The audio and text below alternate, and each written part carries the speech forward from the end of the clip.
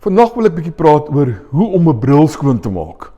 Maar genade, dis mos nou so eenvoudig. Weet, ons vat hierdie lappietjies wat die oogkundige vir ons gee en ons blaas ons 'n bietjie, vat die lappietjie en ons vryf. Ons vryf hom skoon. Dis mos nou, wat is nou moeilike aan? Dis maklik om 'n bril skoon te maak.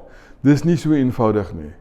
En veral as jy in sekere plekke van die wêreld bly, in Johannesburg bo, of natuurlik hier onder in die Kaap, in sekere van die gewestes hierso, as die wind erg waai, dan word jou bril baie vinnig staties. Hy word letterlik staties en as daar enige stof is in daai wind, of as jy in Johannesburg is, as jy hom raak, dan gaan jy eintlik daai bril so half met statiese elektrisiteit so half gaan jy. En enige stof, as jy ergens is, gaan op daai bril sit. So, hoe om 'n bril skoon te maak? Stapie 1 is, gaan spoel hom af met warm lopende water. Hoekom warm lopende water? Want as daar stof op hom is, veral as daar statiese elektrisiteit in die lug is, of dis in jou bril, dan gaan hy stof nog meer vasklou aan daai lense.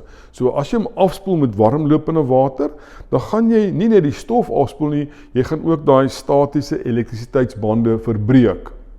En dan vat jy net 'n seepie, vat sommer 'n gewone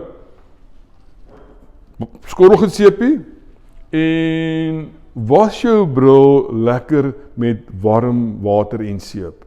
Spoel hom af met warm water en as jou bril goeie kwaliteit lens het, dan is hy ook hidrofobies, want baie van hierdie nuwe bedekkings op die lense wat jou oog beskerm, is ook daai tipe bedekking waar die water net gaan afgly. So as jy hom afspoel onder warm water, dan gaan jy nie water so half, val net 12.